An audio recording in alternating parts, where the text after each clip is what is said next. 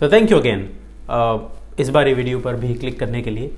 Sorry मैं थोड़ा देर से इस वीडियो को अपलोड कर रहा हूँ क्योंकि अभी शर्म अल शेख में जो हमारा COP27 मीटिंग खत्म हुई, इसमें थोड़ा बिजी हो गया था, कुछ काम था। So I am sorry for that. But तीसरी वीडियो यहाँ पर है।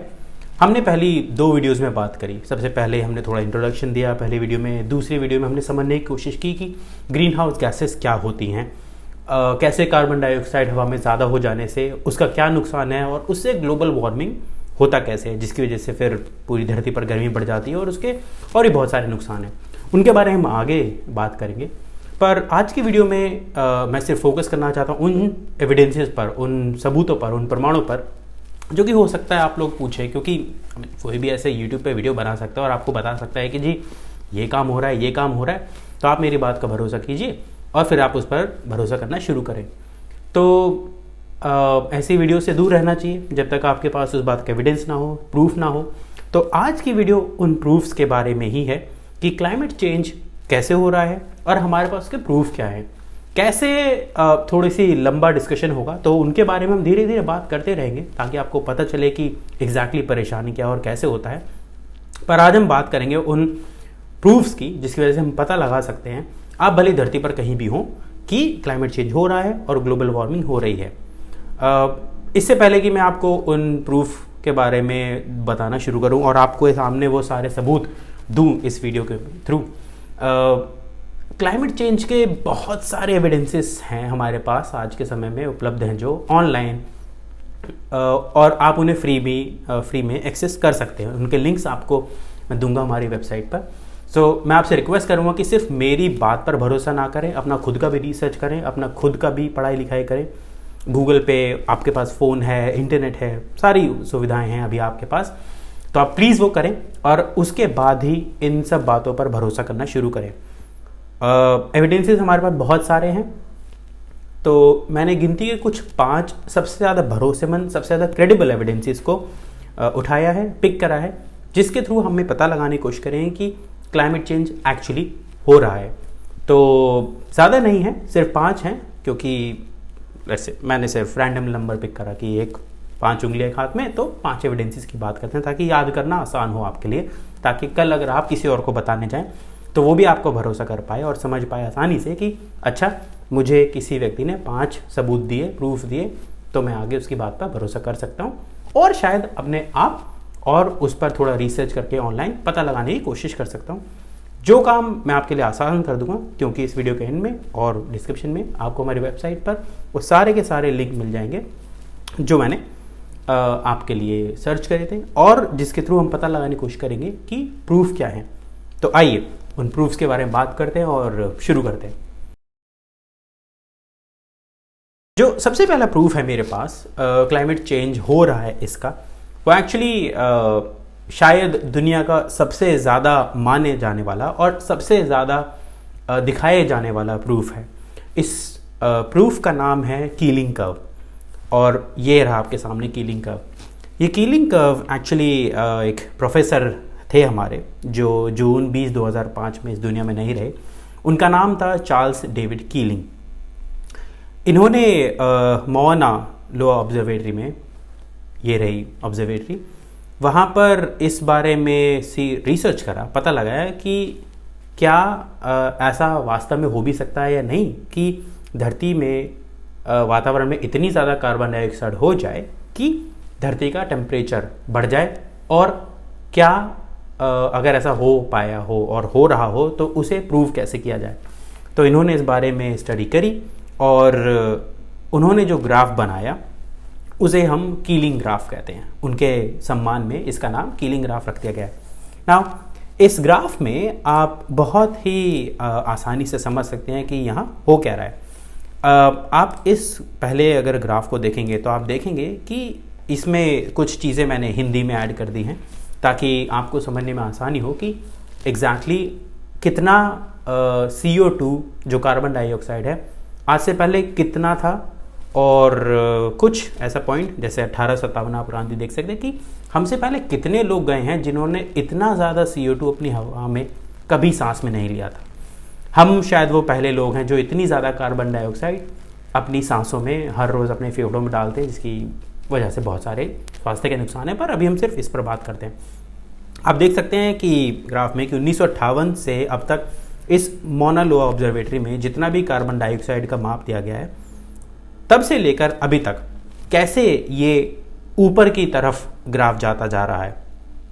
और अगर आप 1958 से पहले का CO2 कंसंट्रेशन देखें, जो कि आपको एफ में दिख रहा है, तो आप देखेंगे कि कोई भी ऐसा साल या ऐसी कोई भी शताब्दी नहीं रही है जब ये CO2 का लेवल 300, 350 से शायद ही कभी ऊपर गया हो। आप ग्राफ में देख सकते हैं। 1857 क्रांति मैंने इसलिए डाल दिया ताकि आपको याद रखे कि भारत की स्वतंत्रता की पहली लड़ाई इस साल में हुई थी। और आप देख सकते हैं कि कैसे ये ग्राफ बिल्कुल नीचे पड़ा हुआ है, लेकिन 1958 के आते ही ये कैसे एकदम ऊपर जाने लग जाता है।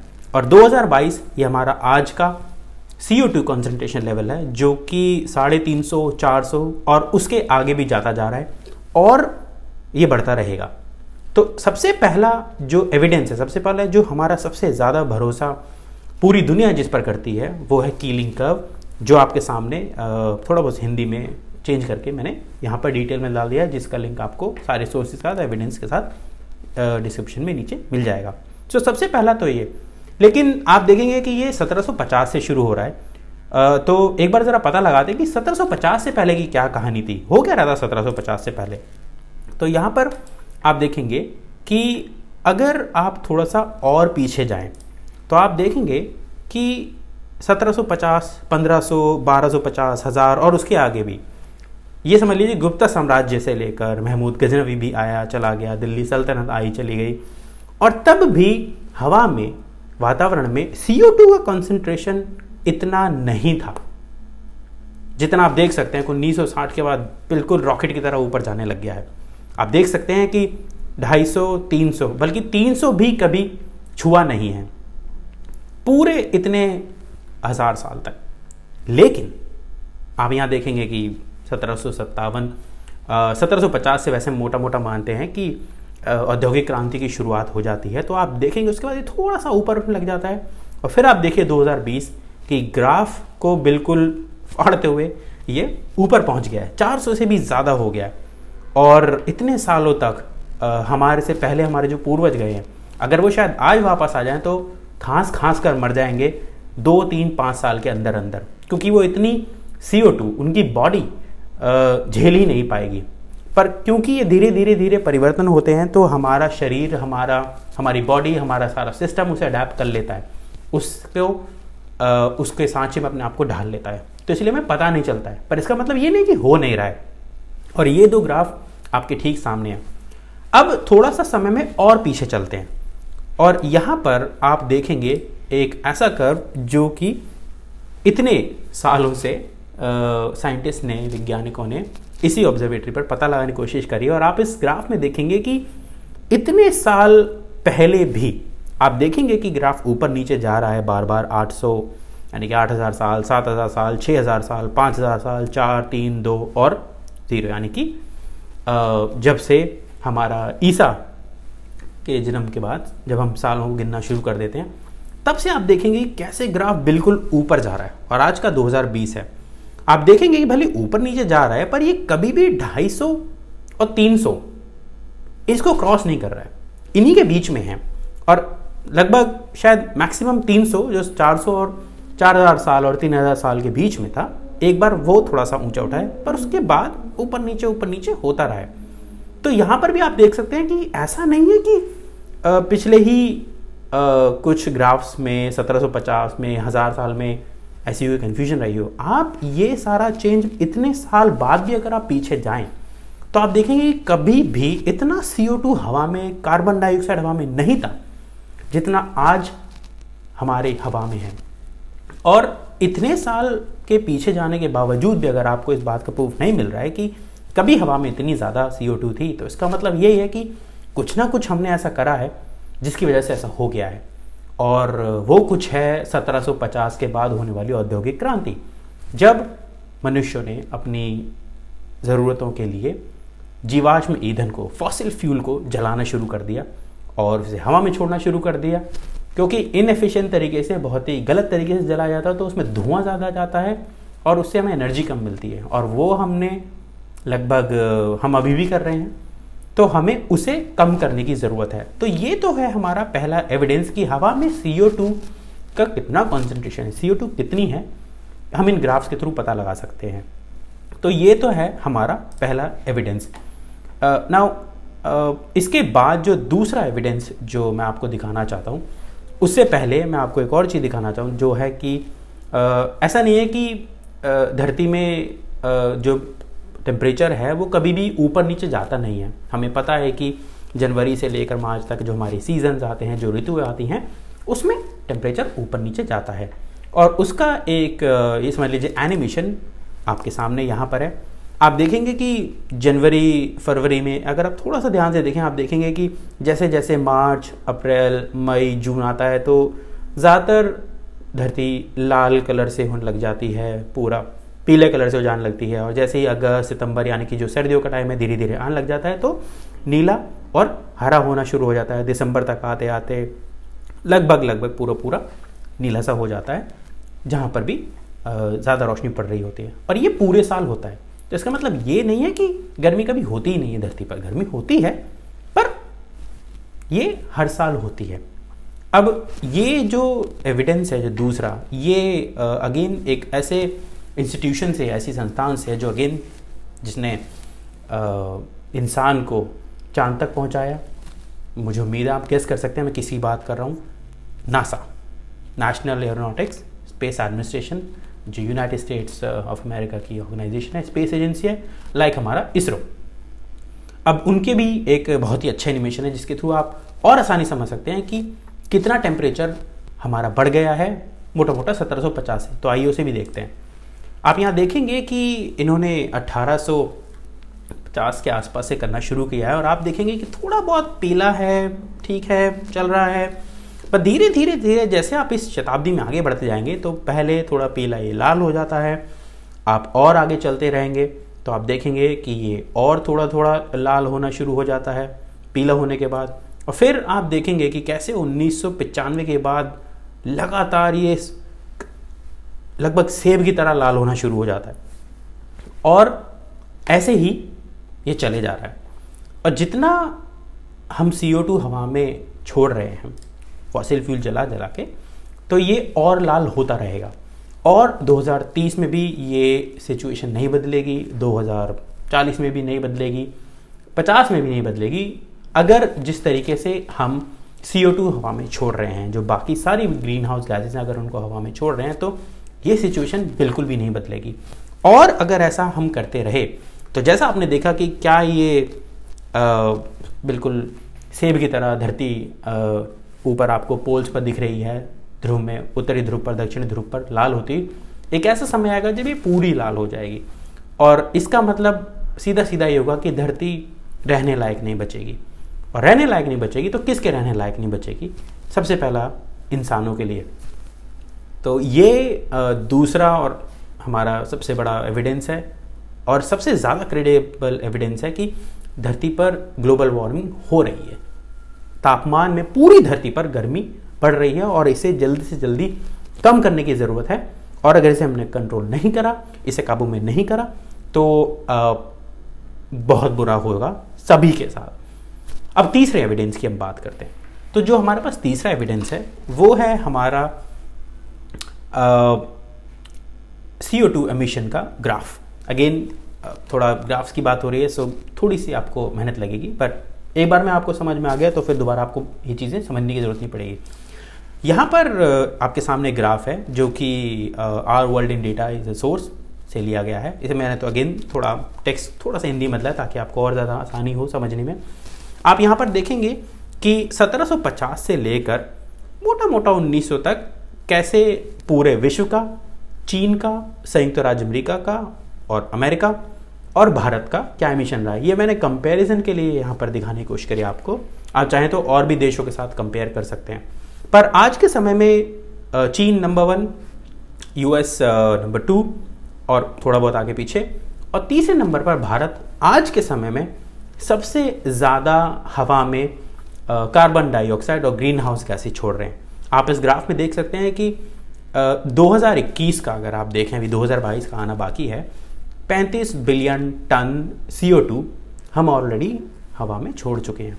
और उसमें सबसे ज़्यादा जो हिस्सा दिया है वो है चीन ने, क्योंकि उनकी इतनी बड़ी पॉपुलेशन है, इतना ज़्यादा उन्हें एनर्जी की ज़रूरत है, इलेक्ट्रिसिटी, इसकी वजह से उन्हें कोल ज़्यादा जलाना पड़ता है, और उस कोल से जब वो इलेक्ट्रिसिटी बनाते हैं तो CO2 हवा में जाता है और फिर से वहाँ पर टेम्परेचर बढ़ता है, और वो हवा में जाता है तो एक जगह रहता नहीं है, जैसे कि हमने पहले बात करी, तो पूरी धरती का चक्कर लगा देता है, पूरी धरती पर ही वो गर्मी बढ़ा देता है। अब दूसरे नंबर पे आप देख सकते हैं यूनाइटेड स्टेट्स ऑफ अमेरिका। इनकी पॉपुलेशन चाइना के मुकाबले कम है, लेकिन इनका एमिशन फिर भी ज़्यादा है, क्योंकि काफ़ी एनर्जी कंजम्पशन ऊंचा है इनका, बहुत ज़्यादा है, कम लोग भी बहुत ज़्यादा यूज़ करते हैं, तो इसीलिए इनका सेकंड नंबर पे है। नाउ तीसरे की बात करते हैं, हमारे खुद के देश की, भारत की सॉरी।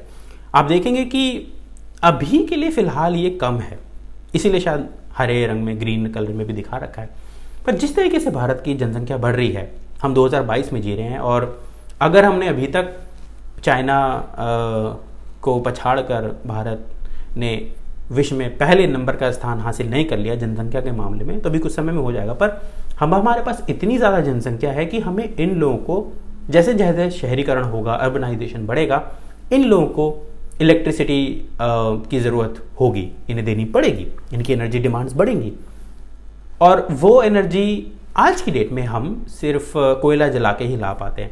वही मैं आपको दिखाता हूँ कि हमारे देश में हम सबसे ज़्यादा जो बिजली है वो कैसे पैदा करते हैं, क्योंकि हमारे देश में सबसे ज़्यादा जो हमारा पोल्यूशन है CO2 का, वो कोयला जलाने से आता है, और उसके बाद बाकी और रीज़न है। हम थोड़ा सरकारी आंकड़ा देखते हैं, और आप यहाँ पर देखेंगे कि भारत में जो सबसे ज़्यादा बिजली पैदा की जाती है, यहाँ पर आप सामने देखेंगे कि वो जीवाश्म ईंधन से की जाती है। अगर आप पूरा 100% की बात करें तो आप देखेंगे कोयला हमारा 50% है, और ये 30 सितंबर 2022 का डेटा है, सरकारी आंकड़ा है, वेबसाइट पर आप देख सकते हैं, power ministry government of India का। आप देख सकते हैं कि कोयला 50% है, उसी में हमारा भूरा कोयला भी है जो बहुत कम है, हमारी गैस है उसे भी हम जीवाश्म ईंधन मानते हैं, वो भी है, और आपका डीजल भी है। तो 57%, और मोटा मोटा कहें तो आप लगभग 58% ही आपका फॉसिल फ्यूल है, जीवाश्म ईंधन है। सोलर एनर्जी भी है, पर ये मात्र 15% के आसपास है। और अगर आप पूरा का पूरा इसमें कंबाइन कर दें, आप 100% निकालें, तो आपका 42% आपका गैर जीवाश्म ईंधन है। इसका मतलब सीधा सीधा ये है कि आपका जीवाश्म ईंधन अभी भी जो फॉसिल फ्यूल्स हैं उससे आप ज़्यादा एनर्जी, ज़्यादा इलेक्ट्रिसिटी बना रहे हैं। तो ये सारा डेटा अगर आप खुद चाहें देखना वेबसाइट पर जाकर गवर्नमेंट ऑफ इंडिया की, तो आप भी देख सकते हैं, पर आपको दिखाने का उद्देश्य ये था कि आपको पता चले कि क्यों भारत का एमिशन जो है, भारत का इतना जो प्रदूषण है वो अभी भी कम क्यों है CO2 का। वो सिर्फ इसीलिए है क्योंकि अभी भी भारत की बहुत सारी जनता के पास बिजली नहीं है, और इतना ज़्यादा शहरीकरण नहीं हुआ है, ये समझ लीजिए चाइना की तरह, चीन की तरह। पर ये बढ़ेगा, और अभी से प्रेडिक्शन आ रहे हैं, पूर्वानुमान आ रहे हैं कि ये 5 साल में, 6 साल में जैसे जैसे ज़्यादातर लोग गांव छोड़कर शहरों में आना शुरू करेंगे, ज़्यादा बिजली की डिमांड करेंगे, तो ये बढ़ेगा। और इसका सीधा सीधा मतलब ये होगा कि अब हमें और ज़्यादा कोयला जलाना पड़ेगा। अब आप देख सकते हैं कि अगर कोयला जलेगा तो CO2 तो बाहर जलेगा ही, और वो हवा में जाएगा, और जब ऐसा होगा तो भारत का जो स्पॉट है आज की डेट में जो तीसरा है, हो सकता है दूसरा हो जाए, हो सकता है पहला हो जाए। ये देखना होगा किस तरीके से हमारी जनसंख्या को जो ज़रूरत पड़ेगी इलेक्ट्रिसिटी की, एनर्जी की, उसको पूरा कैसे किया जाता है। तो यहाँ पर आप देख सकते हैं कि अगेन 50% आपका कोयला है, और जिस तरीके से, जिस स्पीड से, जिस गति से हम अभी भी जला रहे हैं, और अगर उसी तरीके से जलाते रहे तो ये जो आपका ग्राफ है एमिशन का, इस पर हो सकता है भारत तीसरे नंबर, दूसरे नंबर या किसी भी नंबर पर जा सकता है। हमारी रैंकिंग यहाँ पर भी बढ़ जाएगी, और अगर ऐसा हुआ तो ये पूरी दुनिया के लिए बहुत ही मुश्किल वाली बात होगी। तो ये 3 हमारे एविडेंस हैं जिसके थ्रू एक हम पता लगा सकते हैं कि ग्लोबल एमिशन बढ़े हैं, पास्ट में पहले नहीं थे पर अब हैं। हमारे पास नासा का एविडेंस है, हमारे पास की लिंकर्स का एविडेंसेस है, और हमारा, अगर हम इंडिया की बात करें, भारत की बात करें, तो क्यों हमारा खुद का भी एमिशन इतना बढ़ा हुआ है? वो हमारा कोयला जिससे हम बिजली बनाते हैं उसकी वजह से बढ़ा हुआ है। अब हम एक और ऐसे एविडेंस की बात करते हैं जो आप कई बार सुनेंगे, और वो है हमारा जो रिपोर्ट्स जनरेट होती हैं हर साल वर्ल्ड मेटियोरोलॉजिकल ऑर्गेनाइजेशन के द्वारा। एक रिसेंटली रिपोर्ट आने वाली है जिसका नाम है ग्लोबल क्लाइमेट इन 2022। उसके बारे में ऑलरेडी बता दिया गया है, पर फिर भी जो कोर स्टेटमेंट है, जो सबसे ज़्यादा ज़रूरी ध्यान देने वाली बात है, वो ये है कि पिछले 8 साल रिकॉर्ड पर सबसे गर्म होने की राह पर हैं। और पिछले 8 साल का मतलब ये हो गया कि आपका 2022, आप इसको भी मना के चलें, 2022, 21, 20 और उसके पीछे, ये साल वो धरती के गर्म साल हैं जो पिछले हमारे जितने भी हमने ग्राफ देखे हैं उतने गर्म नहीं रहे हैं। पिछले 8 साल धरती के उतने गर्म हैं जितने हमारे किसी पूर्वज ने आज तक इस धरती पर झेले नहीं हैं। तो ये हमारा एक और एविडेंस है कि ग्लोबल वार्मिंग हो रही है, और अगर हमने इसे अभी नहीं रोका तो क्या परेशानियाँ हो सकती हैं। तो ये जो गर्मी है इसको रोकने का सिर्फ एक ही इलाज है, हमें अपना CO2 एमिशन कम करना होगा, और इसके हमें नए तरीके निकालने होंगे कि किस तरीके से हम एनर्जी, जो इलेक्ट्रिसिटी है, उसका भारत में एटलीस्ट कंजम्पशन कम से कम करें, और उसको कम करने का उसकी वजह से होने वाले पोल्यूशन को, CO2 एमिशन को कम करने का एक ही तरीका है कि हम फॉसिल फ्यूल को छोड़कर अपना सोलर पर ध्यान लगाना शुरू करें। ये जो हमारा आज के समय में 15% का सोलर एनर्जी है, सौर एनर्जी, हम इसे और ज़्यादा से ज़्यादा बढ़ाना होगा, इतना ज़्यादा कि हमारा CO2 एमिशन जितना हो सके उतना कम हो जाए 2050 से पहले। तो ये कुछ बहुत ही कम समय में आपको जो एविडेंस हैं जो मैं दिखा सकता था वो हैं। इसके अलावा और भी बहुत सारे एविडेंसेस हैं जो मैं आपको दिखा सकता हूँ, जो मैं बता सकता हूँ, पर फिर वीडियो बहुत लंबी हो जाएगी और इतना ज़्यादा ज्ञान एक वीडियो में देने का कोई ख़ास फ़ायदा भी है नहीं। मैं आपसे रिक्वेस्ट करूँगा कि आप खुद इस बारे में थोड़ा और पता लगाने की कोशिश करें। हम अगली वीडियो में इस बारे में बात करेंगे कि भारत पर हमारे पास इसके क्या प्रभाव पड़ेंगे और पड़ रहे हैं, जिसके द्वारा हम पता लगा सकते हैं कि ये वो एविडेंस है जिसके थ्रू हम पता लगा सकते हैं कि भारत में ग्लोबल वार्मिंग हो रही है। इसको मैं फिर भी आपको थोड़ा एडवांस बता सकता हूँ क्योंकि आप लोग ऑलरेडी उनको झेल रहे हैं, आप, मैं, हर कोई हमारे आसपास। सबसे पहला कि गर्मियाँ